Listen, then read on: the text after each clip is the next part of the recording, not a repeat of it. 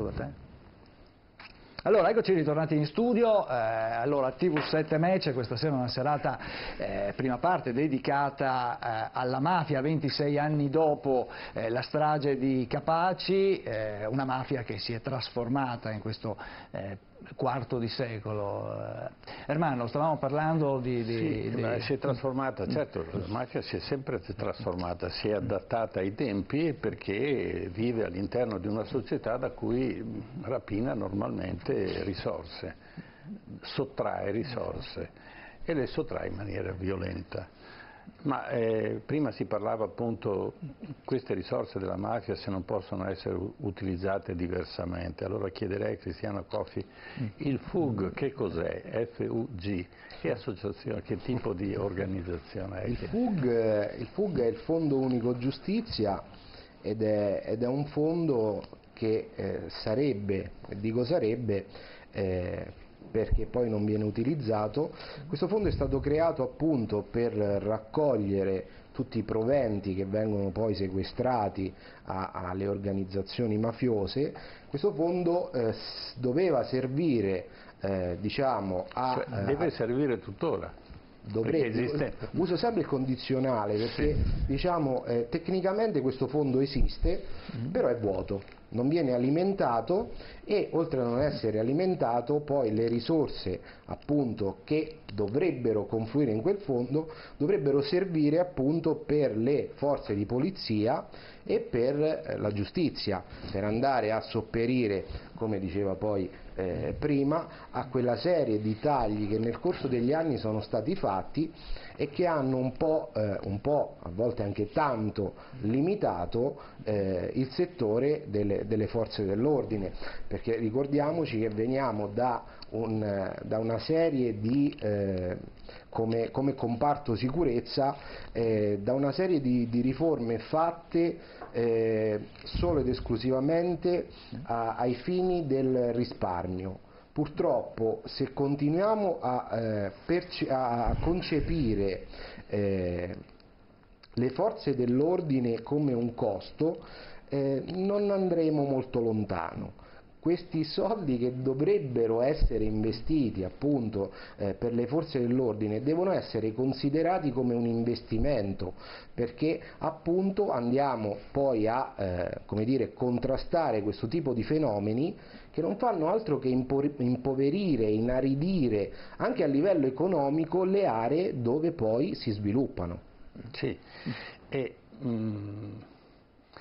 Francesco Trota, quali altre destinazioni sono state date e poi non adempiute? Anche qui usiamo sempre il condizionale, perché nel 2013 l'onorevole Celeste Costantino propose di destinare il 3% del denaro confiscato alle mafie come borse di studio per gli studenti, un'iniziativa lodevolissima, bellissima, da un profondo significato anche simbolico, che era stato pensato da un'associazione da sud che agisce a Roma, in zone molto difficili. Anche questa iniziativa è rimasta lettera morta. Ho capito, decapitata. Invece per Luigi Granata la generazione diciamo, la polizia sta invecchiando e non viene agevolata dall'entrata di nuove figure. Questo comporta due grossi fenomeni. Uno, che indeboliamo una istituzione, l'altro che forse non abbiamo un ricambio. Premetto che forse la persona più adatta a rispondere a questa domanda è qui il dottore dei sindacati. Le posso dire che il grosso problema è che non ci sono energie fresche per le indagini, perché le indagini antimafia non è soltanto energia per le indagini, ma se io non creo un ricambio. No. Finiamo con che tutti vanno in pensione, non c'è nessuno. No, ma mi consenta, è un aspetto importante. Se io non ho energie necessarie per svolgere indagini che sono molto impegnative, sono molto complesse, questo è il grosso problema. Certo. Anche perché sono indagini che a volte interessano l'emisfero. Nelle altre trasmissioni si è detto addirittura che l''ndrangheta è presente anche in Australia, quindi ci sono problemi anche di spostamento. Ma soprattutto in Australia. E questo è il grosso problema. Allora ci vogliono persone giovani che possono affrontare certi determinati sacrifici, e questo è un grosso problema. E poi quello del ricambio generazionale. E quello è il problema, che rischiamo che vada cancellata la memoria storica delle persone che si sono formate sul campo, nella lotta e soprattutto nell'analisi del fenomeno. Perché per svolgere delle indagini proficue che portino dei risultati bisogna analizzare il fenomeno, bisogna conoscere bene il fenomeno a priori. E se viene a mancare questo archivio vivente è un grosso problema. E questo poi tra l'altro è il sistema Falcone, il metodo Falcone, sì, quello certo. di avere una perfetta e profonda conoscenza del fenomeno, per cui se noi rischiamo di perdere queste persone che avevano questa conoscenza approfondita del fenomeno, questo è un grosso problema, Sì. che influenzerà negativamente il buon esito delle indagini. Certo. Attenzione, questo vale anche per i magistrati, Certamente. questo è un grosso problema che vale anche per i magistrati. Quindi, prego, Cristiano Caffini. Posso soltanto concordare, perché ovviamente oggi paghiamo il prezzo delle politiche scellerate che abbiamo avuto negli ultimi 10 anni per quanto riguarda il comparto sicurezza. Se noi andiamo ad analizzare quello che è successo, possiamo verificare tranquillamente che il comparto sicurezza è stato, ha avuto un impoverimento di risorse, non ha avuto quel ricambio generazionale, perché ricordiamoci che c'era il blocco delle assunzioni del pubblico impiego, che ha interessato ovviamente anche polizia, carabinieri e guardia di finanza. Questo ha fatto sì che ovviamente non entrassero, anche se devo dire ci sono stati nel corso degli anni dei correttivi, siamo passati dal 30% al 50% di nuovi ingressi rispetto ai pensionamenti, ma ovviamente questa politica perpetrata per diversi anni ha fatto sì che l'età media degli operatori si alzasse, non ci fossero nuovi ingressi, nuove reclute, ricordiamoci anche che non esiste più neanche la leva, quindi anche lì avevamo degli apporti di giovani che oggi possono entrare nelle forze dell'ordine soltanto con concorsi pubblici che sono centellinati, ce n'è uno ogni 10 anni circa, oppure facendo un percorso attraverso l'esercito. Questo fa sì che purtroppo non abbiamo più il ragazzo ventenne che inizia a formarsi ovviamente nei vari corpi, polizia, carabinieri, guardia di finanza, perché già solo facendo il percorso nell'esercito perde quei 3, 4, 5 anni. Certo. E anche qui andiamo a perdere una forza lavoro, se vogliamo chiamarla così, per una serie di giri burocratici per cui non arriva appunto della forza lavoro nuova. Anche perché la mafia ovviamente sta cambiando. Quanto per esempio la mafia utilizza l'immigrazione a scopi di spaccio o altri scopi, questo è un grosso fenomeno che sta crescendo e che sicuramente influirà su tutta l'economia del paese e sulla delinquenza futura. Ecco, ma Caffini, la lotta alla mafia passa anche per un maggior controllo del territorio, quindi con più forze sul territorio, oppure anche qui la strategia deve cambiare? Assolutamente sì, il controllo del territorio è fondamentale affinché i fenomeni mafiosi non attecchiscano. Chiaramente la mafia si sostituisce allo Stato nelle zone dove appunto prende piede proprio perché c'è una mancanza di controllo del territorio. Poi ovviamente nella nostra regione, dove si sono registrati e si registrano tuttora dei fenomeni criminali mafiosi, la situazione è diversa rispetto ad altre aree geografiche dove il fenomeno si presenta con delle peculiarità diverse. Certo, allora io prima della pubblicità avevo appunto anticipato Giuseppe Antoci, l'intervento di Giuseppe Antoci, lo abbiamo intervistato per farci spiegare innanzitutto cosa succedeva nel Parco dei Nebrodi, ma non solo nel Parco dei Nebrodi. Possiamo dare un'apertura un attimo su Antocci. Sì, certo, Antocci è stato incaricato a seguire il Parco dei Nebrodi, che è una regione, una parte della regione della Sicilia molto bella, dove c'è uno sviluppo agricolo e un allevamento di animali, e che naturalmente anche loro hanno possibilità di accedere alle risorse europee per poter sviluppare l'economia agricola, così come avviene per esempio in Veneto o in altre regioni italiane. Lui è diventato presidente del parco pensando di fare un lavoro normale. In realtà si è accorto che dietro c'era una serie di movimenti strani, e quando è andato a indagare, per esempio, c'erano furti di bestiame che non venivano denunciati. Perché? Perché naturalmente se io vado a denunciare il furto di bestiame poi si rivendicano su di me.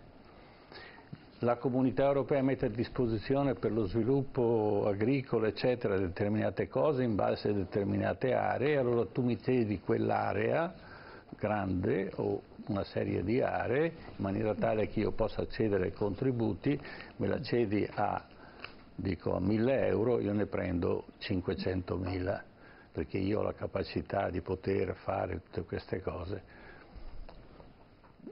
Così vale per l'attività della generazione di energia elettrica, quindi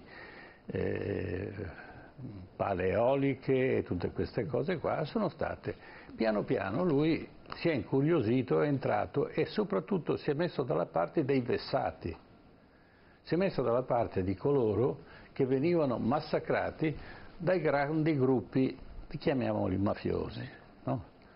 E naturalmente arrivò a denunciare queste cose e da qui poi arrivò anche il tentativo di questo attentato, certo, che portò quasi casualmente, si salvò solo per una questione, una coincidenza, ma credo, certo, che poi.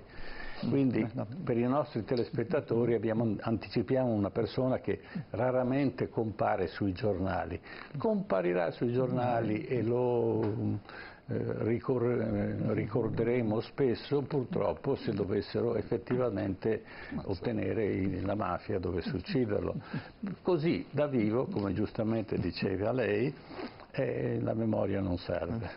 Certo, allora sentiamo Antocci, lo abbiamo raggiunto via Skype, ma sentiamo appunto che cosa avveniva, ci racconta appunto quello che avveniva nel Parco dei Nebrodi, vediamo. C'era un metodo. Allora, nei bandi pubblici fatti dagli enti pubblici, comuni, enti regionali e quant'altro, per l'affitto dei terreni c'era un metodo molto consolidato. Loro costituivano una società, oppure ce l'avevano già, partecipavano dunque al bando con questa società dove dentro c'erano 4-5 soci di calibro mafioso importante.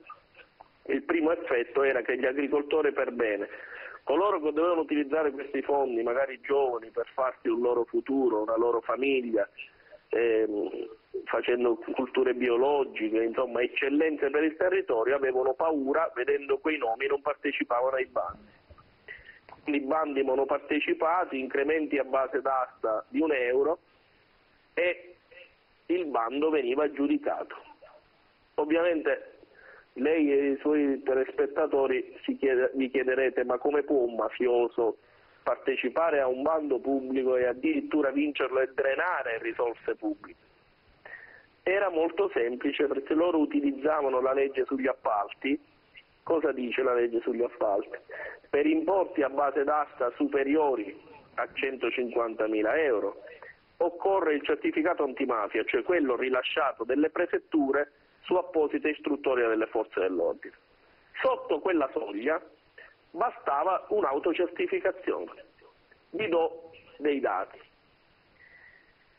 1.000 ettari, pensate che il Parco dei Nebrodi ha 86.000 ettari su 3 province, pensate quanto ne ha la Sicilia, quanto ne ha la Calabria, la Campania, il Paese. 1.000 ettari venivano pagati di affitto 36.400 euro l'anno, e sugli stessi 1.000 euro, attraverso più truffe all'AGE, alla Comunità Europea, riuscivano ad incassare anche 1.300.000 euro. Contratti medi da 5 a 9 anni, per una famiglia mafiosa 1.000 ettari riuscivano a rendere un contratto da 7-8 milioni di euro.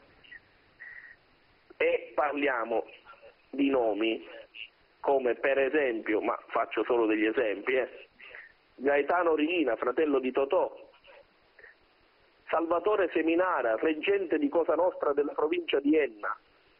Tutti questi signori autocertificavano di essere a posto con le norme antimafia, la famiglia Santa Paola Ercolano, i Fruiti. Era una torta attorno alla quale le famiglie mafiose si erano sedute attorno, avevano fatto la pace, c'era grasso che colava per tutti, incrementi del 2000%, neanche il mercato della droga, milioni e milioni di euro che servivano al sostentamento delle famiglie dei carcerati, al mercato della droga, agli investimenti immobiliari. Arriva Antoci e comincia a pensare di modificare queste cose, e allora lì sono cominciate le prime minacce, le lettere, i proiettili, e noi non ci siamo fermati, siamo andati avanti. Si è fermato, è andato avanti e ha rischiato di rimetterci la pelle. Tuttora. E rischia tuttora, certo. Scusa, e il premio qual è stato?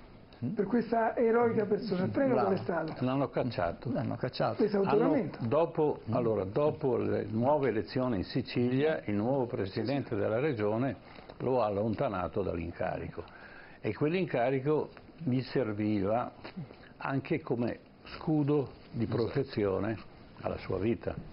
No, ma è grave che purtroppo non ci sia stato un sostegno a livello trasversale, né dalla maggioranza ma neanche dall'opposizione. Quello che è grave, sembra che ci sia stata una convergenza politica sul suo spodestamento, è quello che è grave, che è inquietante, ed è un messaggio negativo che si manda all'esterno, per cui noi ci troviamo a fare dei discorsi sull'educazione alla legalità, alla memoria storica dei martiri, e poi qual è l'applicazione concreta?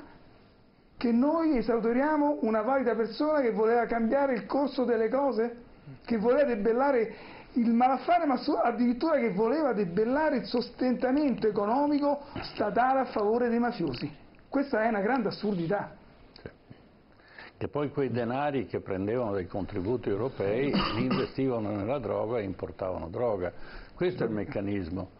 Cioè non è che diventavano più ricchi e investivano nell'agricoltura, non investivano nell'agricoltura, investivano in altre risorse molto più rimunerative. E l'aspetto più inquietante che mette in evidenza Antoci è che c'è un malfunzionamento anche della normativa sugli appalti, della normativa antimafia. Se addirittura basta un'autocertificazione, abbiamo visto addirittura che dei mafiosi... Bastava, adesso la normativa è cambiata, sì, no? Dopo lo sentiremo anche a proposito del protocollo. È grave questo fatto qui, lui veramente è stato un elemento destabilizzante, ed ecco perché è diventato scomodo. Come diceva prima il direttore, quando si diventa scomodo a quel punto interviene il potentato, l'entità superiore, con un'operazione chirurgica. Infatti lui ha scampato dall'attentato, però è stato messo fuori allo stesso tempo.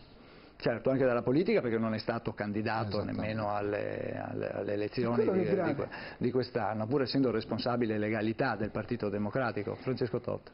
Sì, diciamo che Antoci fa parte di quelle persone che nascono una volta nella vita, verrebbe quasi da dire, che si impegnano quotidianamente, che fanno del loro impegno la normalità, perché loro fanno quello che è la reale antimafia. La parola antimafia non esiste, applicano semplicemente il buon senso, la logica, la giustizia, il senso il valore della legalità.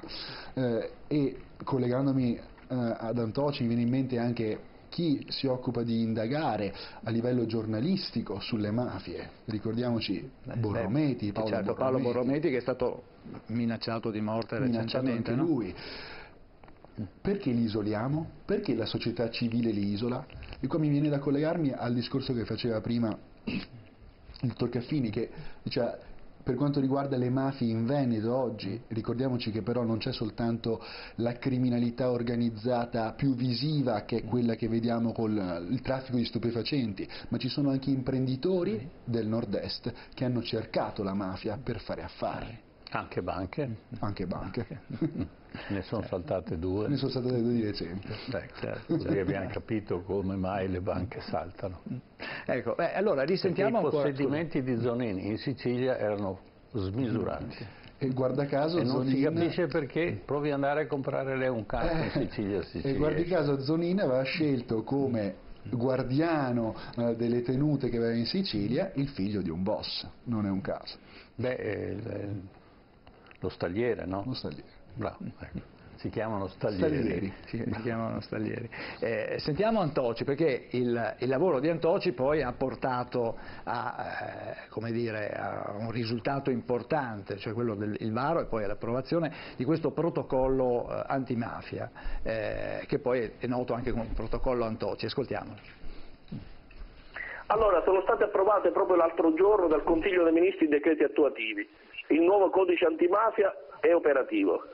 Il protocollo è stato recepito nel nuovo codice antimafia approvato al Parlamento il 26 di settembre. Oggi, quello che sta accadendo in Sicilia, cioè che ci sono sequestri di beni, arresti, li lasciano sostanzialmente senza nulla, gli sequestrano macchine, conti correnti, tutti i proventi rimanienti dai fondi europei per l'agricoltura. Durava da più di 10 anni questa vicenda.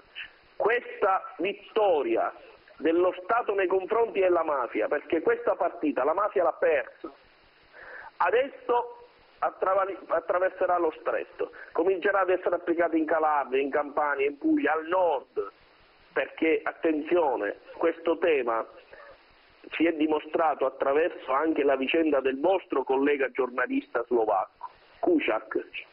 Viene giustiziato perché si stava occupando dei fondi europei per l'agricoltura in Calabria. È stato giustiziato. Allora, il tema qual è?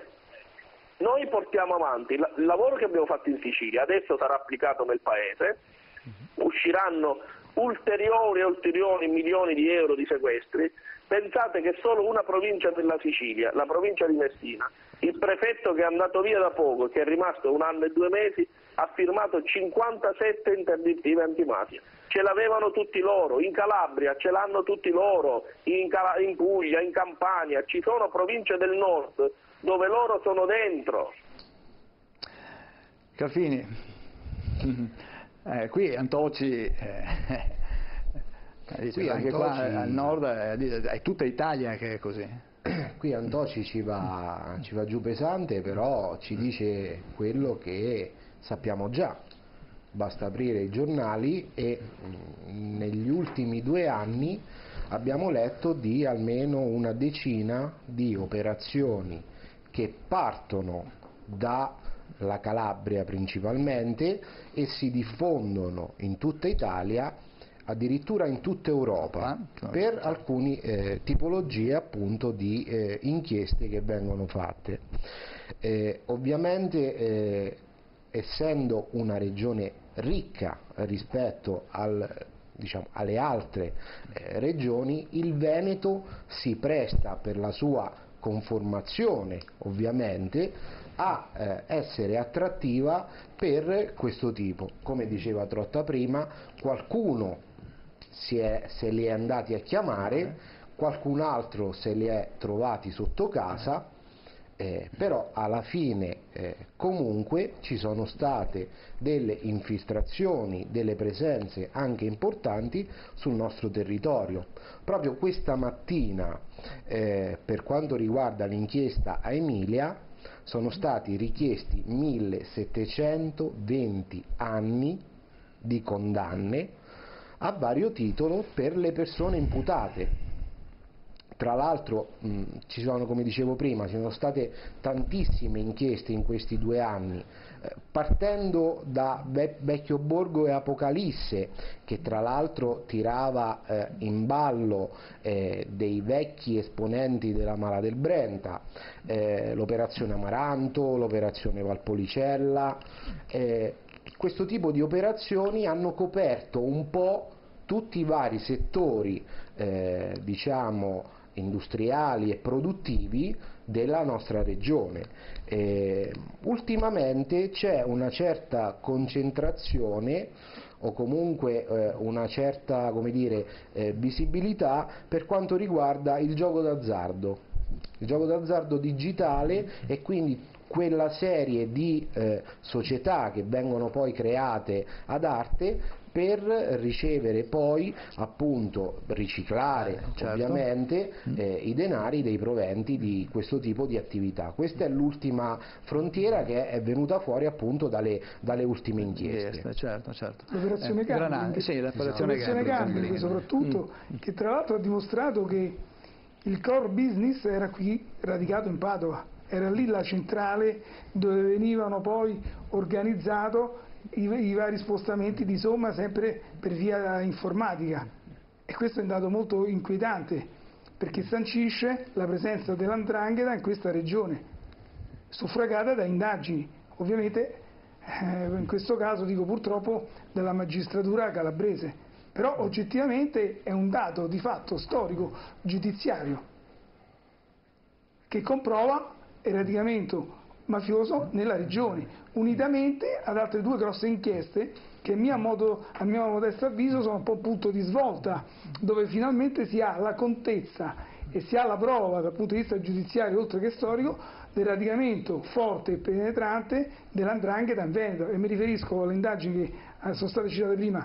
la Emilia e la Stige, e da ultimo la sentenza del Tribunale di Verona che con le sue condanne ha sancito ulteriormente la presenza dell''ndrangheta nella provincia di Verona, dove il suo radicamento è storico, non a caso, in quanto è confinante con la Lombardia, dove sono 30-40 anni dove c'era la presenza della mafia calabrese in quell'epoca, per cui la contiguità ha favorito poi l'infiltrazione anche nel Veneto. L'altro dato inquietante, che io ho detto anche questa nelle precedenti trasmissioni, che attualmente l''ndrangheta è il network criminale più potente del mondo.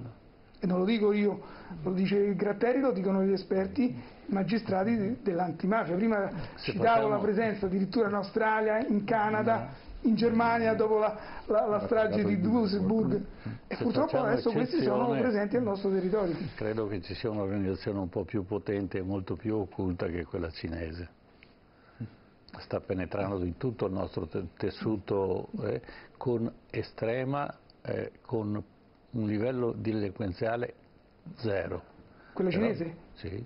Però lì c'è un altro aspetto inquietante, c'è un grosso problema, che sembra che ci sia l'apporto e il sostegno dei servizi segreti e dell'apparato statale. Certo. E questo viene indicato da eminenti studiosi, esperti del settore.